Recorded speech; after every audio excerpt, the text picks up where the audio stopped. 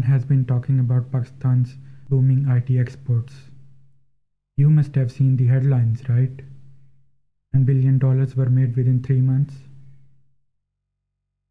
It sounds like the digital economy is thriving, but there is one question that no one seems to be asking. Are we building the products that will keep earning, or are we just providing services that will end when we log off?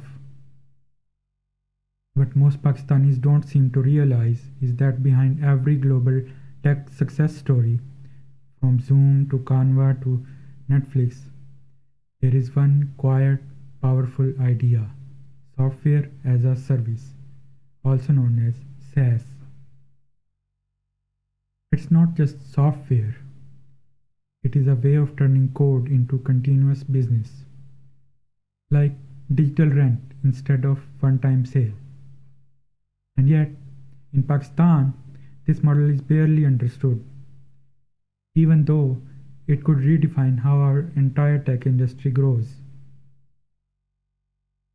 So today, we will explore what SaaS really is, why it matters, and what's holding Pakistan back, and also how we can still catch up to the wave before it passes away.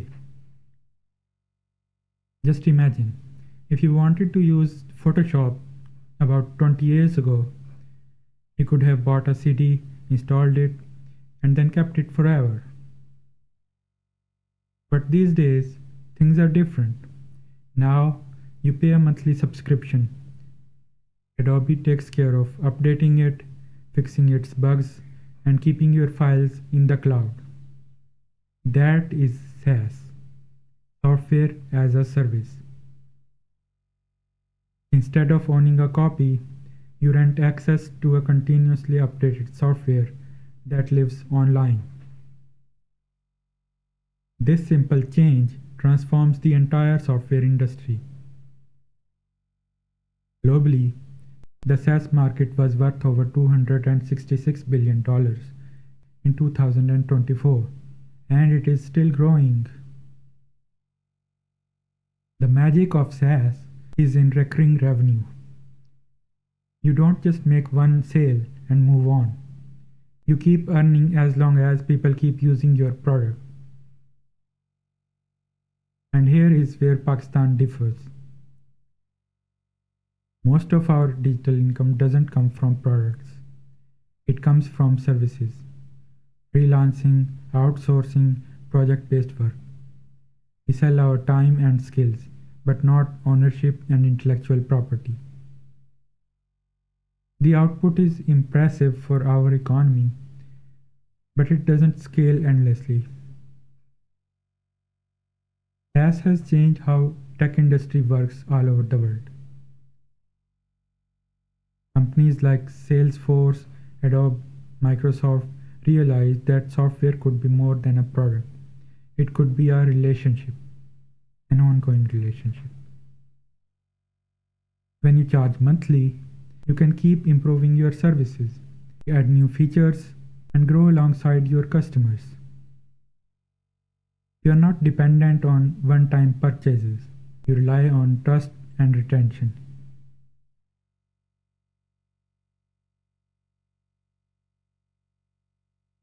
For businesses, this creates predictability. Investors love it, customers love it, and company remains sustainable for longer period. This model has enabled small teams to serve global audience because you don't need distribution, warehouses, and retail stores, merely an internet connection. Now, let's look to the east. India's SaaS industry is already earning $15 billion annually. It is powered by companies like Zoho, Freshworks, and Postman. These firms don't sell code hours, they sell recurring value. Meanwhile, Pakistan's IT exports, though growing fast, are still service heavy. We are powering other people's SaaS dreams, not our own. In the last fiscal year, Pakistan's IT exports crossed $3.8 billion, and within just one quarter, the sector brought over $1 billion. That's historic for sure. It proves our developers, engineers, and freelancers are globally competitive. But there is a catch. Most of that money is coming from outsourcing, completing projects for foreign clients, not building homegrown products. In simple terms, we are providing the labors while others are keeping intellectual property. So while the work is global, the ownership is not. That's the gap SaaS can fill by letting Pakistan build digital assets that earn while we are asleep. But before we rush to build, let us understand what is holding us back. Let us be honest. It's not just ignorance or laziness or anything like that. There are real structural barriers keeping Pakistan's SaaS potential locked away. First barrier is of payments. SaaS lives and dies on recurring billing. But in Pakistan, major gateways like Stripe and PayPal aren't even available. You can't easily charge global customers on autopilot. Yes, there are workarounds, such as Pioneer, Paddle, and Lemon-Squeezy.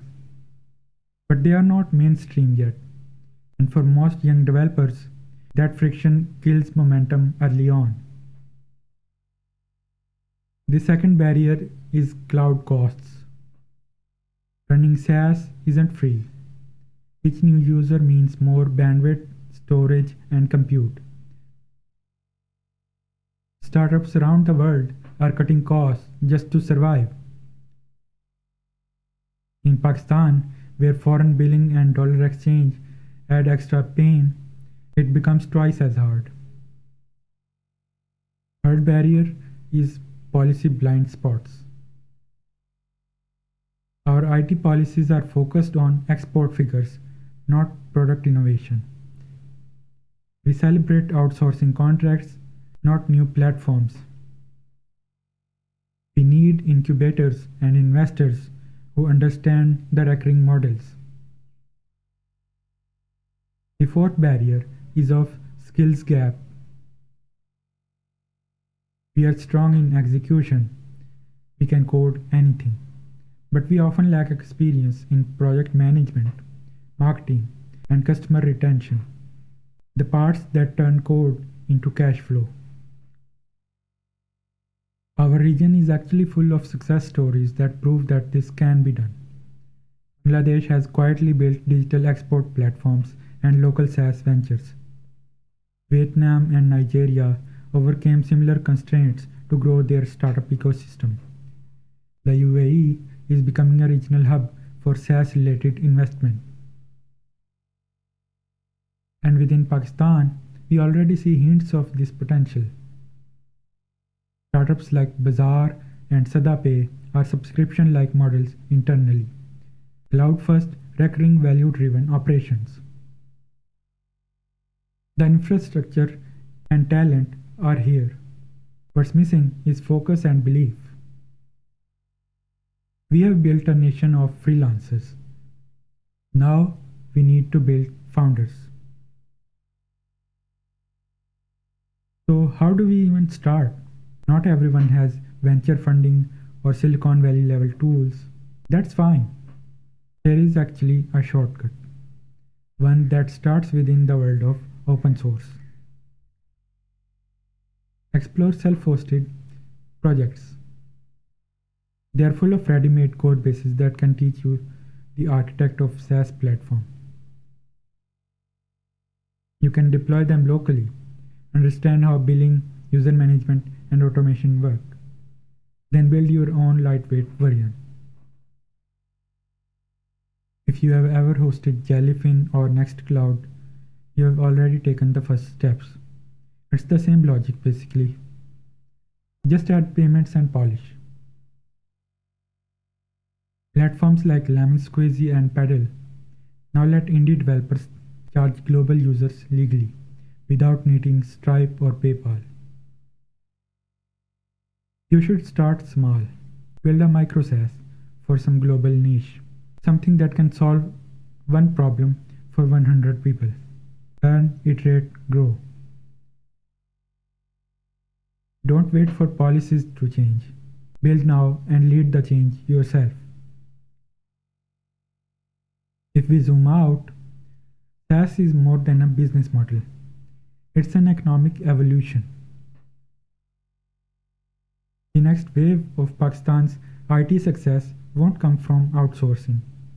It will have to come from owning intellectual property and from recurring global exports. Think of the markets that are within our reach.